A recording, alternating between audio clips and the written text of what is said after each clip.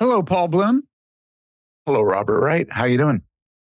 I just couldn't be better, gosh darn it. Let me tell people who we are. You're Paul Bloom, famous psychologist, proprietor of the Small Potatoes newsletter, prolific reader. You've read all those books behind you, right, Paul? Everyone, many times. I just reach behind the shelf and scoop them up sometimes. That's an inside joke, folks, because that's a fake background. Yeah. Sorry, was I revealing too much there, Paul? You once complimented me on how nice my office was, and I shut it off, and you were just First shocked. time I saw it, I believed it. Yeah. That's how gullible I am. It's meant to be fairly convincing. And I'm Robert Wright. If it's the Toronto winter, that the greenery behind will give it away. You are Robert Wright. I'm Robert Wright, author of the Non-Zero newsletter. Yes, and the book Non-Zero, for that matter. And this is kind of the Non-Zero podcast. Although they can also find it at the Small Potatoes newsletter, including the special bonus section available to paid subscribers. Yeah, taters. We call them members, I think. Members. But we're not there yet. We're in the public part of the podcast, available to all. What's up in this crazy, zany simulation of ours, Paul? So I feel we have too many of our discussions have the headline, Elon Musk does this, or we analyze Elon Musk. Yet nonetheless, he is so interesting. He keeps doing stuff. Next to Donald Trump, who a character he has allied himself with. He just generates news all the time. It's funny. I was listening to he was at the All In conference put on by the All In podcast, and they started off talking about how it feels like we're living in a simulation, which is funny because he's the main reason. Of all the reasons that it feels to me like we're living in a simulation, he is one of the main ones. I mean, this is getting crazy. So he's gone. I mean, we knew he was supporting Trump. We knew he was giving tons of money, but now he's like touring with Trump. He showed up with Trump in Butler, Pennsylvania, site of the would-be assassination. Finishing off the speech, yes. And said stuff. You want to hear one thing he said? I certainly do. I hope the magic of technology makes this happen. We'll see. Here we go. This is Elon Musk talking with Donald Trump standing next to him on stage at a Trump rally.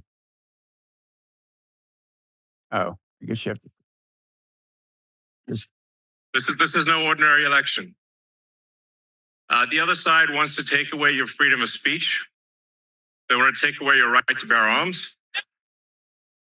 They want to take away your right to vote effectively. This is a must-win situation. Must win. Register to vote. Now, Paul, I think he's exaggerating. I think I think they only want to take away a few of those rights. Definitely free speech, definitely guns, maybe not the voting part. You'll be allowed to vote. You will be allowed to vote. But your votes will be swamped by all of the illegal immigrant votes that will then always vote Democrat. I find this genuinely alarming to have, you've already got a situation where if you're a billionaire, you can single-handedly swing an election. Suppose he's going to do $180 million for Trump's super PAC. And now he's got himself a huge following of fanboys who probably a fair number are either undecided about the election, don't care that much, or kind of Trump leaning, but weren't sure they'd have the energy to vote. I mean, he could make a big difference, and he's a flat out demagogue. I mean, they're going to take away your guns. Could he really have such a dim understanding of American politics to know that there's not even a prayer of like limiting the size of magazines to 30 bullets so that you can only kill 30 kids at a school? I mean, that is not a remote, that right there is not a remotely possible thing in American politics, okay? There is some exaggeration by both Musk and Trump. Musk, you didn't have the clip where he says, I'm not just MAGA, I'm dark MAGA. He started off that way. The crowd didn't totally get the joke. I guess it was a reference to Dark Brandon or something. Yeah. Maybe there already is a dark MAGA meme. He was wearing a dark hat. He has a sense of humor, disturbingly, which showed up every once in a while. But I think he could make an impact. He could. The polls, I noticed, I hadn't looked at them in a couple of, I don't mean the polls, I mean the betting markets, are now looking pretty good for Trump. Like he's got like a 5-6 point lead in the betting markets, which was the best since the debate with Kamala. And I wonder if I don't think the polls had moved all that much. And I wondered if it was the polls haven't moved. The polls have been kind of constant. Yeah. I started reading an analysis by Nate Silver as to why the prediction markets had shifted while the polls have not. But what did he say? Unfortunately, it was for paid subscribers. So I only got to the part where he says, so the answer is, so I'll go back. That guy knows how to generate the revenue. See, that's what you and I need to do is more get them on the edge of their seat lines right before the paywall. We should have one in this podcast. We should think of one. We should mid-sentence. Yeah. Yeah. So I heard Musk a little clip talking to Tucker Carlson, where Musk first went on, is somewhat in bad taste that nobody would ever want to assassinate Kamala or Biden because who cares? They're just puppets of the deep state. They'll just replace them with somebody else. But then he said that if she gets elected, can I just say that is kind of in bad taste? I mean, but yeah, no, I think it's Musk's assassination riffs are not as funny as he thinks they are. He also predicted that he would himself end up in prison if she got elected. No, I think he believes that. I think he has tweeted that, and I mean, I don't know if he believes it. That's the thing. There's, it's surprising how many billionaires sound like paranoids these days, and he's one of them. Deeply paranoid. Do you think it's sincere? Do you think it's just more demagoguery? I think there's a real strain of paranoia in him and in some of these, other billionaires. There was the famous book, Only the Paranoid Survive, by the guy Andy Grove, who was the head of Intel during its golden years. And I think probably a lot of people who do very well in business stay up all night wondering which competitor is after them. They have this tendency to be hyper vigilant, and that's kind of a one step toward paranoia. I mean, Musk is interesting in so many ways. One of the ways which is interesting is that he contradicts the notion of these billionaires as rational maximizers. Mm-hmm. He has lost so much money on Twitter. He loses so many advertisers. He loses so many supporters with his support of Trump. He has put himself in a situation, he's a guy who likes high risk, that if Trump wins, he's in a very nice situation. If Trump loses, he's probably in a very bad situation. I don't think Harris is going to put him in prison, but he's purposely antagonizing the party that, has 50% chance of winning. It's different from the sort of cold-blooded CEOs who donate 50% of their money to the Republicans, 50% to Democrats, suck up to everybody and try to please everybody. And that is not Musk's style. And kind of don't say anything in public that gives away any strong political preference. That's the way it was done in olden times. Now, I mean, maximizing expected value, expected return is one approach to life, famously championed by Sam Bankman-Fried, who's now in prison for having tried to maximize expected return and failed. But, in other words, they just figure out in other words, risk doesn't matter. Whatever, you just multiply the probability of winning big times the amount you'd win, and you go with the higher number. And Musk, look, if Trump wins, he's king of the world. He may well be running large sections of the government.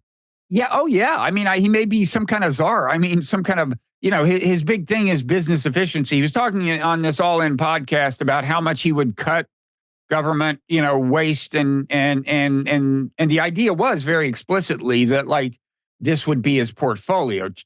Trump would just let him go around slashing departmental budgets or whatever. But plus, he'll just he'll be palling around with the president. And of course, I mean, Trump is exactly the kind of guy who would reward this kind of support with twice the number of government contracts Musk, like SpaceX already has. So, he stands to gain a lot. I, right now, would guess Trump will win. Really? Why more than a coin toss? Because the world seems to be falling apart, and that's bad for incumbents when everything seems to be spinning out of control. Middle East, in particular. Trump tried to take advantage of these floods, and I don't know how well he succeeded, but North Carolina is a very important state. Yeah. I don't know. And, Kamala Harris, I don't think, I was hoping there would be somebody else would replace Biden. I don't think she's that great a campaigner. I don't think Tim Walz is that. We haven't talked since the debate, but the vice president debate, which I don't think either of us. I watched the first 10 minutes and couldn't bear it any longer. I don't think you saw it. So I was out with a friend. You see, this is why, by the way, just to shift things, get a bit meta, why you're more of an intellectual than sort of a pundit type. No pundit would miss the debate. It would be debating all the discussions. You're looking at the higher things. You could afford to miss a VP debate. How do you know I didn't switch to a football game? But that's okay. That's okay. I don't care if you do something you enjoy, but a true pundit would really be focused on it, give the sort of details of this come back and that come back, the moment it's changed and all that stuff. You're looking at it speaks well of you that you didn't see the debate. Yeah, what I actually did was went off and thought about the mind-body problem instead. Exactly. Yeah, exactly. So you're right. You're right. Issues involving sentience, determinism, the big span of history. Like where will we be 50,000 years from now? Why did the Roman Empire collapse after all? Those are the questions that occupy These are the questions that keep me up at night. But no, I saw clips of it. Everybody says in some way. Look, in some way, apparently both of the candidates became more popular among the people who watched the debate. Mm-hmm. Since Vance may have been a bit of trouble for Trump, he was so unpopular. This might be a good thing on balance for Republicans. I think so. I mean, supposedly, Walz's approval rating, or whatever the technical name for it is, his favorables went up more than Vance's, but I still agree with you that Vance's unfavorables were more politically problematic than Walz's. I mean, in some way, he may have been heading to be a Sarah Palin type character, which is people might vote against the party because he's there. No longer. I think people, I think he's no dummy. And he's definitely not a dummy. That was never the problem. It was that he had said so many weird things like people who have children should get more votes in American elections. That's kind of a strange thing to say, It is. Childless cat lady, he thinks. But he was, he apparently didn't appear so strange. Walz appeared awkward. Yeah. Walz is, I've said all along, he's disappointingly inarticulate. A lot of people like his shtick. It doesn't. No, I like the vibe. I like the vibe. Coach Walz. The vibe doesn't do so well for me. The thing about Walz's vibe is he's doing his thing, his football coach, but he seems to be enjoying. He seems to be too conscious of it. He seems to be too pleased with himself. Yeah. And I kind of a little bit smarmy. I don't know. Yeah, like when he says, "Well, where I come from, nobody went to Yale." Yeah, that bothered me. And that lost your vote because you for a long time taught at Yale, right? Is that why you moved to Canada when he said that, and you were afraid he might occupy the White House? Neither party makes me happy anymore. I feel there's an anti-Ivy League bias on both parties. That's really bad for America. Yep. So it's like this shit is so weird, man. I don't know what to hope for. I mean, going back to he's such an interesting character. He is. The amount of good he does is substantial. Making electric vehicles, Tesla and everything is really good. His space exploration stuff, he's on track to rescue these astronauts and everything. Starlink apparently has helped many people in need. Those are substantial accomplishments. But he seems to also be a narcissistic, deeply troubled character who has aligned himself with totalitarian forces and honestly ruined a social media platform that I kind of enjoyed. Yeah. And, but he genuinely believes that it's the opposite, that democracy is doomed. I mean, he says in this very riff, I don't think we got to it, did we? Where he says, if Trump loses, this will be the last election. Yeah. And I don't know. I think he at least 50% believes that.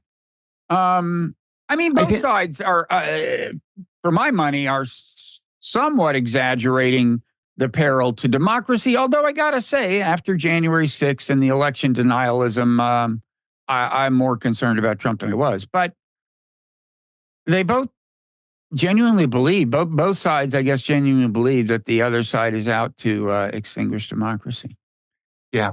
And one thing I'd like to see an American election where people don't say this is the most important election in human history. Yeah. They don't say that in Canada? Do they not say that? You barely have elections. You have to call an election. Yeah. At some point, you just call it, and then people run out and have it. The prediction markets that have the Conservative Party beating the Liberals at like 99.99%. It is really? It is not so much going to be. It's not going to win every seat, but there's no chance of Liberals winning. So when is the election? When is the election? It has not been called.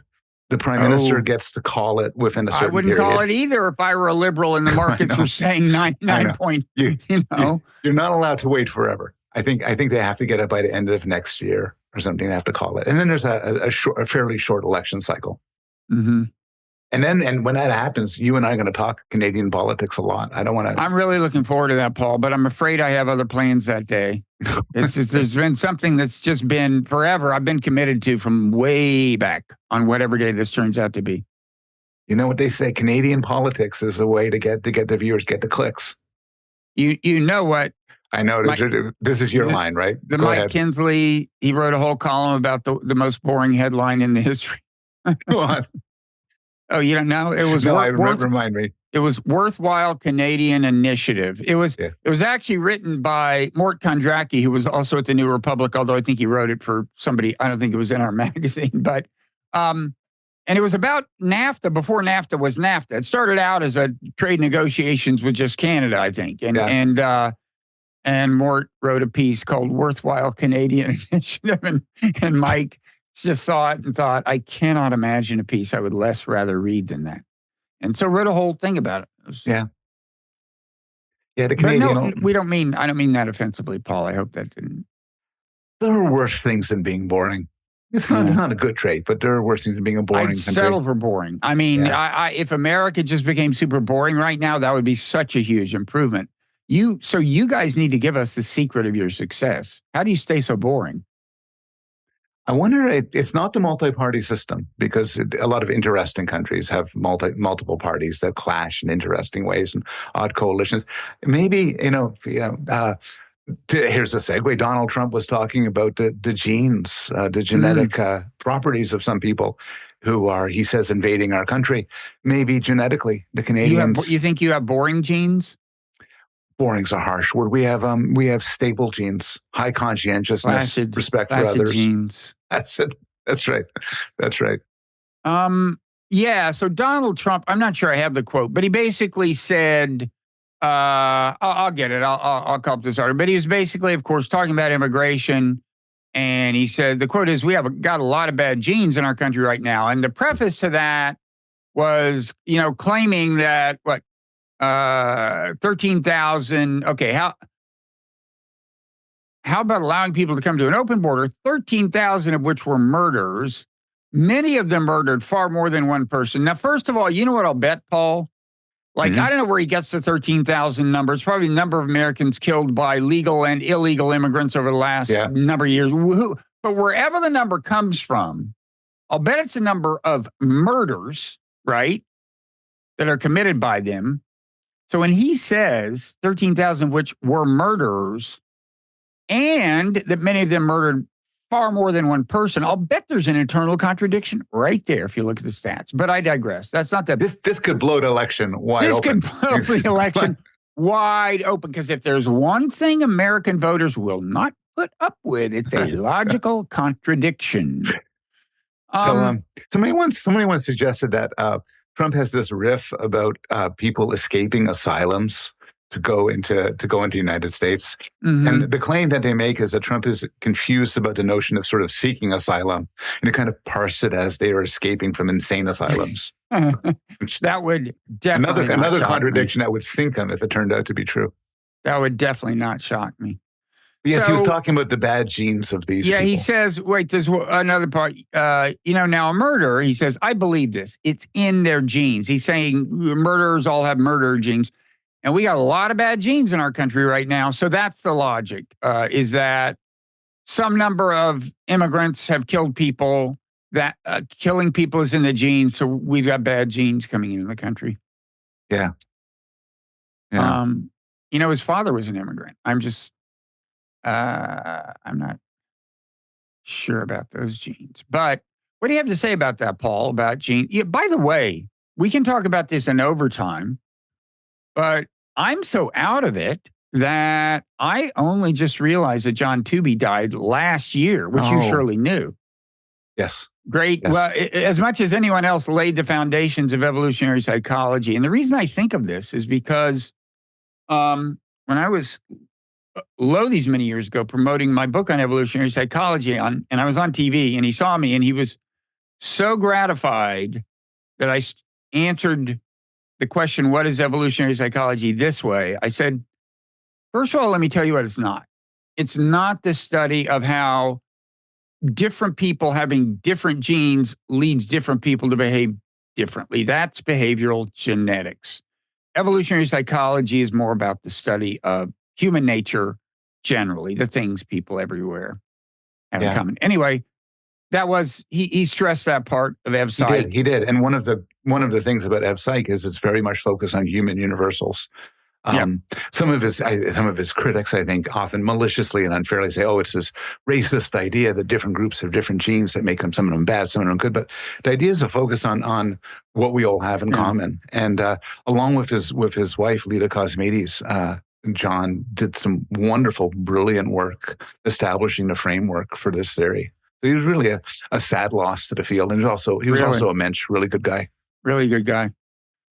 He's at UC Santa Barbara, where Lita still is. Yep. And they also lost Don Brown, who wrote a book called Human Universals, a little book about like things that are common to cultures everywhere, things you'll find in every society. It has a list, it's like there's like a dozen. And just it's very entertaining. So anyway, where were we? So I mean, I'm sure there is some correlation between genes and aggression. I mean, for example, if you have male genes, for starters, there's certainly some correlation, because, like you say, the genes, the male-female difference in violence is certainly due, at least in a large part, to genes and to actually. With male and female, there's some pretty clear-cut cases. That's like the one exception to how I answered that question. That's right, because natural selection doesn't have. There's no straightforward evolutionary argument for why Mexicans should be different from Canadians. But there is an evolutionary argument for why old people should be different from young people, and and certainly why men should be different from women. And in fact, men are physically larger than women. And it's expressed, these differences express themselves in the bodies, have to do with sexual selection and so on, very Darwinian reasons. Mm-hmm. But the sex difference and age differences too are the sort of cases where you would find differences. The evolutionary psychologists tend to be a lot less interested in whatever genetic differences there are between groups. And there have to be some people from different parts of the world look different. So we know there's some.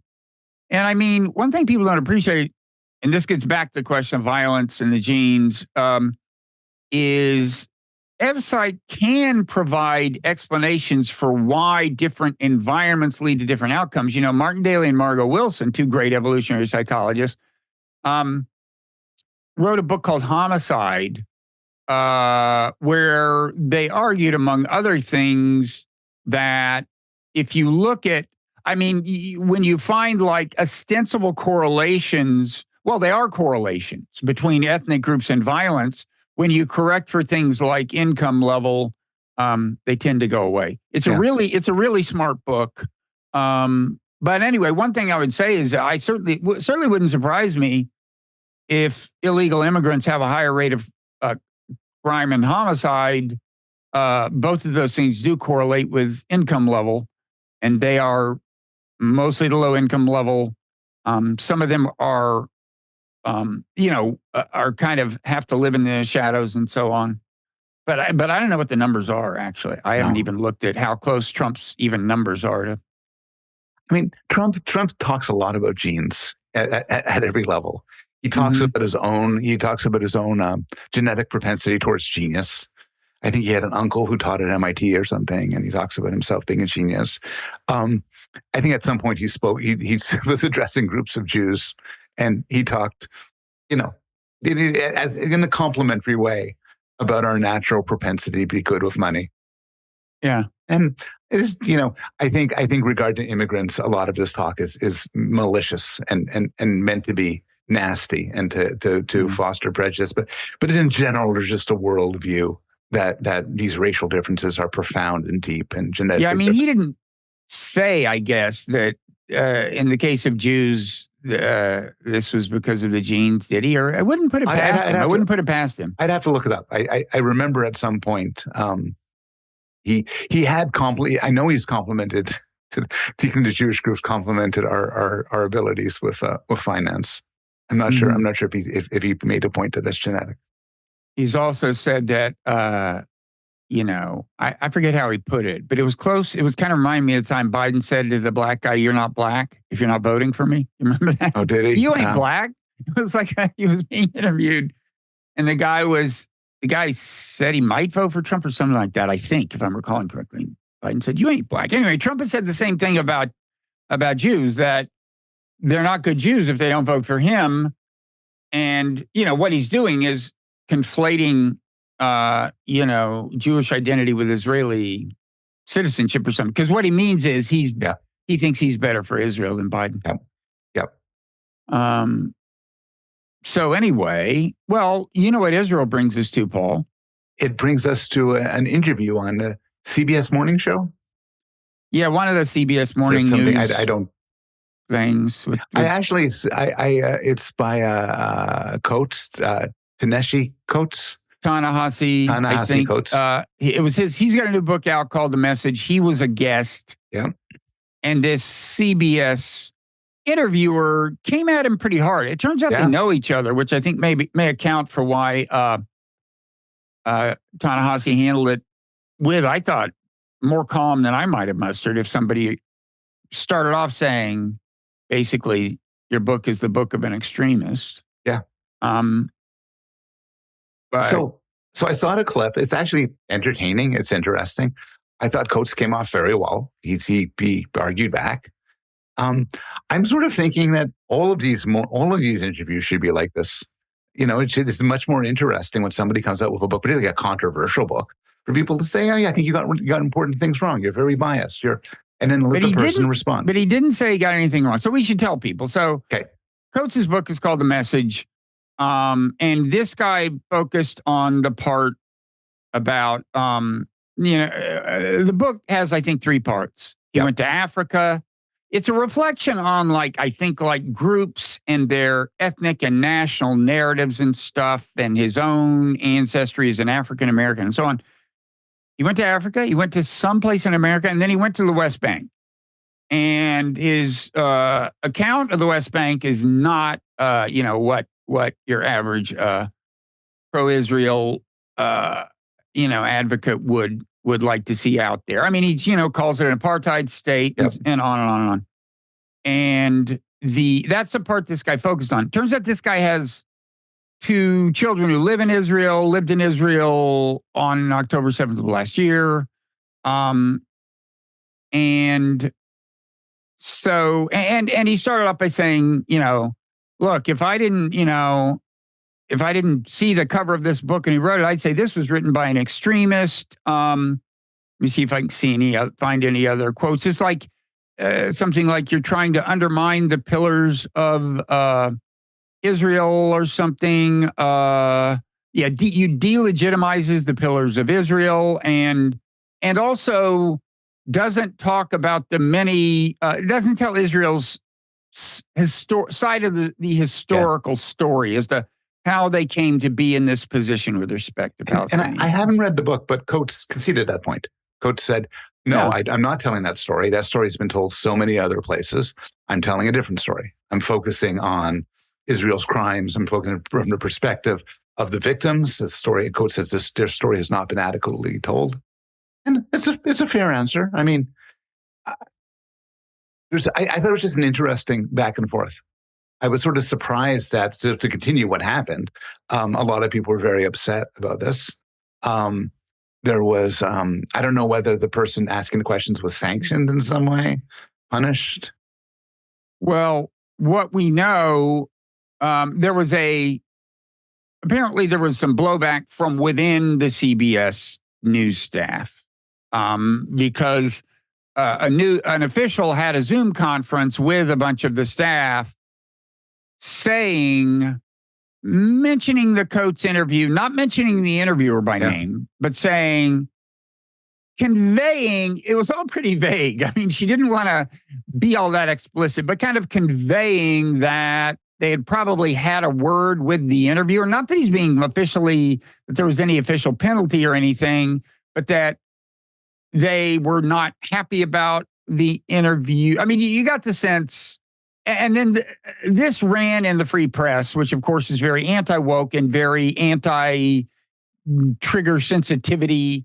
You definitely did get the sense. I listened to some of the leaked audio from this Zoom meeting, which was given to the Free Press, and it was clear that,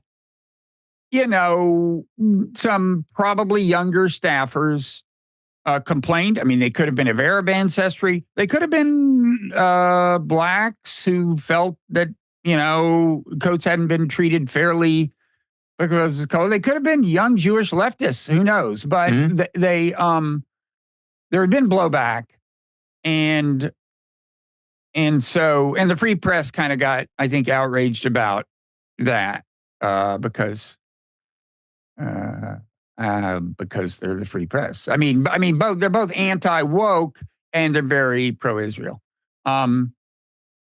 My take is, the question of the kind of journalistic propriety of it stands independent of who first complained about it. I mean, it definitely was this CBS official. It was a very kind of woke era kind of thing where she's clearly concerned about the sensibilities of these young people who complain. And I sent you this, but now they're having somebody come to talk to the CBS staff, the people there, who is an expert in DEI issues and trauma. Right. To deal with. So if you hear some scorn in my voice, you are hearing it correctly. Paul is very anti-woke. Paul spends most of his days crushing young woke people. Is that right? I own the libs. I don't know. Yes. You own the woke. No, I forget. I don't know. I don't forget the phrasing these days. It's not so much I'm anti-woke. I'm very pro. I'm pro in general, pro free speech, but I'm also pro people arguing different views. I mean, Coates comes in with a very, very strong claim. I think, I imagine all of his other interviews I have heard have been softball. You're wonderful. Tell me your story and everything. I think it's a lot more interesting if it pushed back. And unlike this isn't a pro-Israel basis. If there's an alternative version of Coates coming with a highly pro-Israel book, I would be perfectly pleased if someone gave him exactly the same treatment. It's more interesting. But they don't. But they haven't, by and large. I mean, I think that's kind of now changing. In fact, the whole idea of this interviewer getting blowback is kind of a new thing. I mean, the conversation is changing. And that's interesting. But what I would say is that, CBS is a news outlet. I think this show is in the news division. they should have standards for interviewing people and try to treat different people the same in some generic sense. I'm sure you'd agree. And so for starters, I would say having somebody, and the first thing out of your mouth is, you've written a book of an extremist would write. That's just name calling. That's just like, you're a Putin apologist, or you're this, you're that. That seems to me like just name calling. And, I'd say the stuff about you left out this and you left out that, it should be fair critique given what the book is, and I think Coates was right to say, look, there are tons of Americans who have no idea what life is like for Palestinians on the West Bank. And I'm just telling them, of course, there's a history to it. And of course, the Israelis have their side of the story. And if they told that, then the Palestinians would want to reply to that by saying, well, yeah, but before that atrocity by terrorists, the Israelis did that. And that's always going to be the case. I don't know. It seems. No, I don't quite. I sort of get that. You can imagine a book. I'm going to tell a certain narrative here, but if you're presenting a moral issue, I think you have to sort of at least honestly present the other side in the course of it. I haven't read the book, and this is there's subtle issues of making a case for something versus sort of trying to be neutral reporting. And I could get that Coates wants to make a case for something, but it does seem like a fair counterargument. Again, take it, flip it, where somebody's writing about a situation in the Middle East and they entirely take the Israeli side. There's not a single mention of any part. I can imagine you interviewing a person saying, you were only telling half the story. Well, no, but I mean, if he was telling an historical narrative and only told half of that story, fine. But I don't think he's doing anything in the way of causal explanation for how this came to be. He's just saying, you guys don't understand. And look, I've been to the West Bank. I've been to Hebron where he went. And I'm telling you, Americans have no idea. There is no doubt that apartheid is the right word for what's going on in the West Bank. Now, that's not technically the same as saying Israel's an apartheid state if you don't consider the West Bank part of Israel. The question, the big reports, Human Rights Watch and whatever it is, the Israeli Human Rights Group, Bet Shalom or something, or Bet Salam, I think, and Amnesty International, they all came out with reports saying Israel's an apartheid state. And they all meant that to apply not just to the occupied territory, but to Israel proper. That Israel proper is a much subtler. I mean, I'm not ready to apply the word apartheid to what's going on there. But if you think of the West Bank as part of Israel, which it isn't under international law, but which more and more Israelis seem to think it is, it's not even close. This is just flat out apartheid. And you can't go there and come away thinking otherwise. But almost no Americans, I think, really understand that. And I think, for Coates to say, look, here's my mission, it's like if nobody knew how bad life is in American prisons, and you just spent time in there and said, this is how hard it is for prisoners. And you didn't quote any guards saying, but you don't understand. You turn your back on these guys. You gotta, we have no alternative but to do rough justice. I mean, would you say, I don't know. I just don't think that's some kind of dereliction of duty. If nobody knows what the situation is like in the first place, and you're the person who helps bring it to people's attention, then the debate can continue. But I don't know. So it depends what kind of books Coates wrote, this section of the book. If it's just sort of reporting, let me tell you what I have seen, period, then in some way you could say, oh, I saw something different, or your reporting is boring or something, but there's nothing to argue about. My feeling from the context is Coates is making a moral argument. Well, somebody makes a moral argument on a contentious issue, you can push back. Well, you can push back, sure. But his position, and he said this clearly in CBS News, is, I just think apartheid is wrong, period. There's no justification. It's like, that's my feeling on torture. It's just wrong. Shouldn't torture. And so if I call attention to torture happening, I don't, given my moral framework, which is just that it's wrong, wrong, wrong, I don't really feel I have to interview the torture and say, why did you do this? I'm just trying to call attention to the fact that the torture happened. I think that's a reasonable position. But I mean, anyway, it's like my main thing is I don't think this interviewer interrogates all arguments in similar fashion by first of all, it's not extremist to say that the West Bank is apartheid. This interviewer should go to the West Bank if he thinks it is. Okay? They can't vote. They don't get due process of law. There's all these roads they're not allowed to drive on. There's places they're not allowed to walk.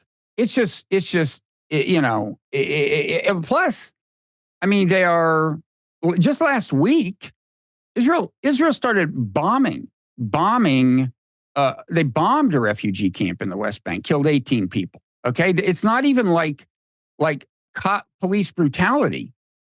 So I mean, what is the claim that's so outlandish that you should be able to, that you should call this guy an extremist right off the bat? I don't understand. Well, your analysis in some way makes Coates' book uninteresting. You're saying, look, what he's saying is so obvious. You can't argue against it. Who could ever argue against it? So all you'd want to do is, congratulate him on his courage and how wonderful it is to have him on the show and make small talk. And to me, I challenge. I'll get. Here's a subtler challenge. I think Coates, unlike me, is saying that what happens inside Israel proper is apartheid. Now that's a pretty vulnerable claim, if you ask me, because it's true that there are places in Israel proper where if you're a Palestinian citizen of Israel, you're not allowed to buy property. That is a fact. But my understanding is those are very narrow circumstances. And so that would be a subtle, that would be an interesting interrogation. But to say when it's not an historical analysis to begin with, I don't know. Anyway, my main problem is with the word extremist at the outset. That's just name calling. Maybe. I could imagine, though, somebody making that. I always think in terms of the parallel of the sort of flip side of the case. So making a very strong case in favor of Israel, and saying, and that one response being, you have written an extremist book. You've written an extremist book because you haven't taken the moral responsibility to look at the other side and look at the countervailing argument. Mm-hmm. And even if the pro-Israel book made a narrow argument, a narrow moral argument, in some way is like that, I don't know, that Hamas is mass murderers. Plainly, they're mass murderers. They killed many people. No doubt about that. And kind of try to stop there. I could imagine somebody saying, yeah, but if we're going to interrogate the moral issues, we got to go deeper. But a lot of people do stop there. I mean, actually, are you saying that all you're asking, so are you saying there is a comparison between what this interviewer did and what an interviewer would be doing if somebody came on and talked about the atrocities of October 7th of last year, and the interviewer said, wait a second, how can you possibly not talk about the circumstances of life in Gaza and blah, blah, blah that led up to this? If somebody was just giving a report of the atrocities, then fine. It's historical. It's reporting. You could argue pros and cons. Maybe they're even uninterested in the broader moral issues. Morally condemning them the way Coates is condemning what he's condemning. I mean, should the interviewer then say, how can you possibly not talk about why Hamas got to be like this in the first place? This isn't a gotcha for me because I agree with you. I think in all of these things, particularly if there's meant to be a sweeping moral argument, and if particularly the sweeping moral argument is in the context of justifying Israel's response afterwards, yeah, of course you interrogate the prior causes. Okay, well, I would just point out that A, in that particular context, on mainstream media, that almost never happens. And B, if it does, if you do say that, you run the risk of them saying You're trying to morally legitimize the atrocities of October 7th? So Yeah, but this you're is in kind of some my sense. point. In a world where the kind of treatment this interviewer gave him was equally apportioned and there was always interrogation this vigorous, I guess I'd be more open to it. I'd still be against starting off with name calling. And look, there are tons of forums where I'm totally fine with it. I'm just saying this, CBS News, I think they think of themselves as like, it's not Joe Rogan, it's not this, it's not that. It's a news show, and they have to be careful to subject all comers to broadly the same kind of treatment. I think that's a legitimate point of view. Yeah, I've never seen these morning shows. I saw the TV series The Morning Show, and that's where I get most of my knowledge from it. And it gets quite heated. I think you're right. If this was an exceptional case, if they never treat guests like this, and this was this exceptional case where they did, then I think you have a point. Then you wonder why was this selected out? Was this a particularly egregious guess? I just think sort of in general, in the absence of knowing what they normally do, it was a fun, interesting thing to watch that did not put Coates at a disadvantage in any way. He responded well. Yeah, I think somebody should go on and say, I have I'm here to promote my book, 100 Brunch Recipes. And somebody should go and say, brunch is a stupid meal. It should be breakfast or lunch. Brunch is a disgrace. Justify brunch. Yeah. Yeah, no, if you can show me that actually CBS News traditionally treats everybody this way, except for the name calling, I'm fine with it. I don't really think they do. And again, it just wasn't a very acute critique. It wasn't, but. I mean, what do you think? I haven't seen him on The Daily Show and on all these other things, but I would imagine that he is getting this enormously respectful, approving treatment. And I don't know. I find pushback much more interesting.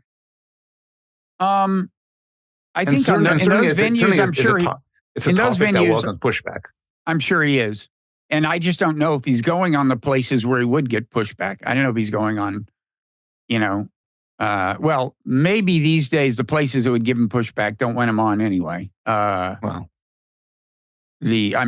News places and wherever else. He should be interviewed by Barry Weiss. I was just thinking that. He totally should be. I'll bet he'd be up for it. Yeah, so? We should arrange it. So, before terribly long, we have to end mid we have to get them on the edge of their seat. Yeah. So I think what we should talk about in overtime after the paywall descends is your recent arrest on charges of lewdness in Toronto, Paul. I think a law turns on how one defines lewdness, and I want to get into some detail about that. No, Paul wasn't. I made that up. No, that's just... Paul would never be arrested for lewdness. He's much more discreet than that. Speaking of Toronto, by the way, my U of T colleague, Jeff Hinton, has just nabbed himself a Nobel Prize in physics for his work. This is with Hopfield, I think, one or two, but his work on the sort of fundamental dynamics of neural networks that form the basis of these AIs that are ultimately going to kill us all. Exactly. And he thinks they are. He thinks they may kill us all. That's right. It's a funny That's thing. right. I mean, yeah, we should when we get to overtime, before terribly long, we should talk more about that. It's funny. He won it for physics. I didn't understand that at all.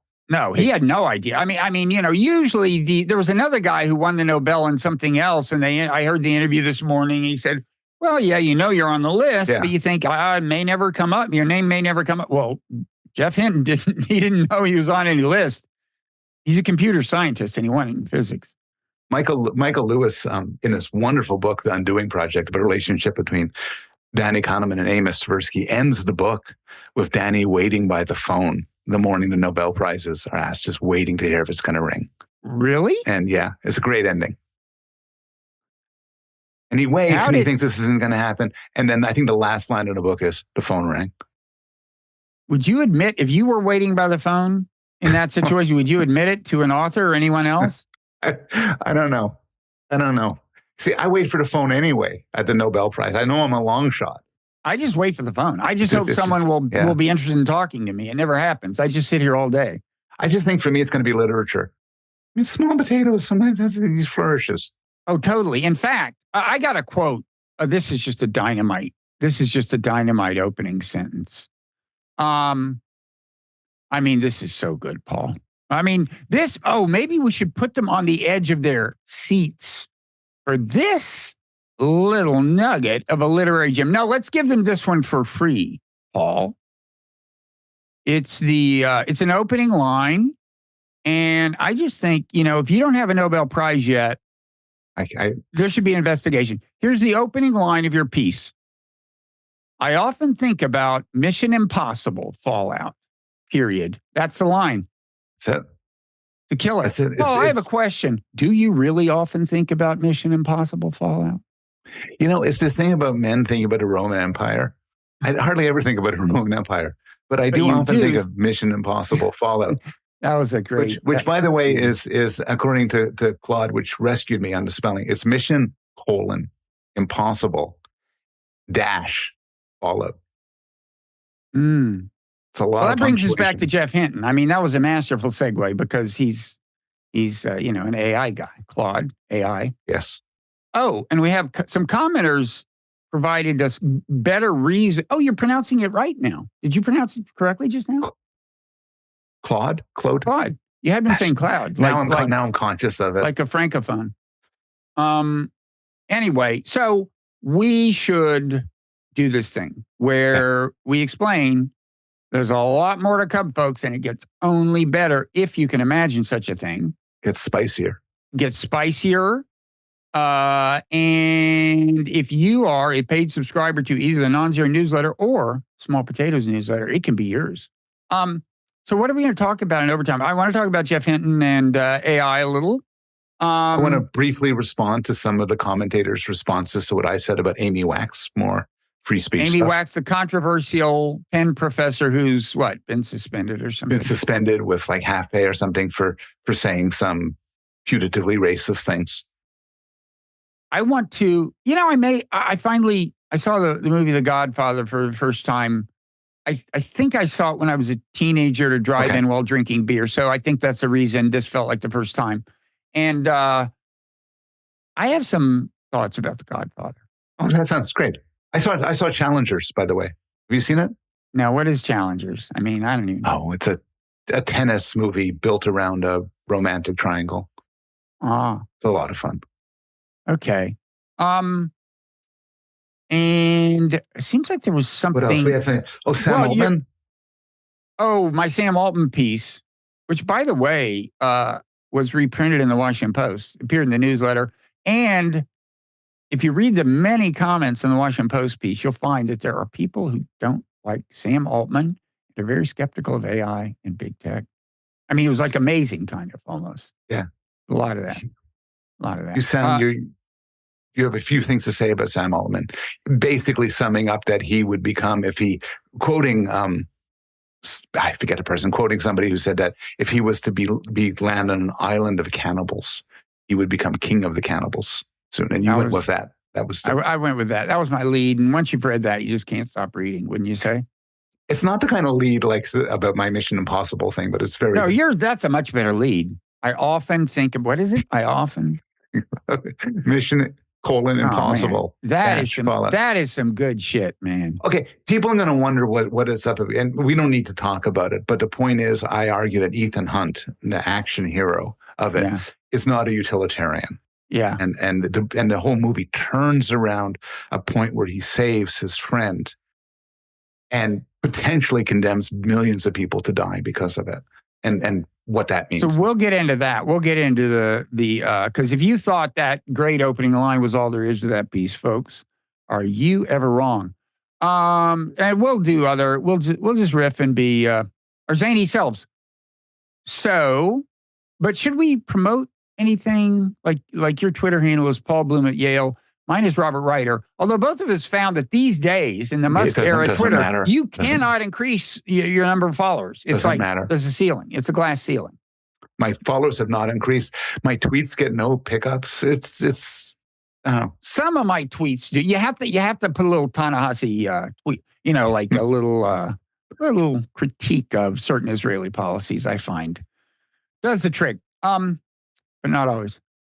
So yeah, we will see folks on the other side. Thanks for listening and watching. Hope you'll follow us into overtime. See you on the other side.